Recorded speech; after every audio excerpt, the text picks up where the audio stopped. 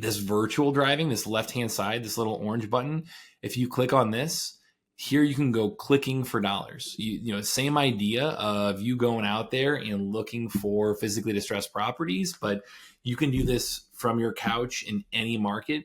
If you're virtually investing, virtually wholesaling, doing anything kind of virtual deals, like this is an awesome option. If you have a virtual assistant, great, use this option. If you don't have a car, if you can't get out during the day to go drive, like there's a million reasons why this virtual option could be helpful.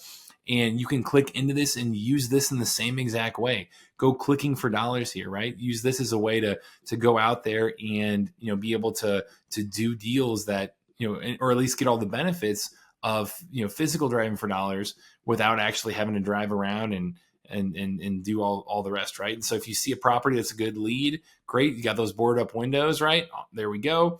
Tap add lead. It will pin that property and then you keep going. So that's what we're looking for here. It's going to track your route. It's going to do everything that it would in real life, but virtually. And, you know, here we go. There's that route. Perfect. Just drove this on McNair and, you know, same idea and benefits, just another awesome alternative on how to take this to the next level. So virtual driving for dollars, great option.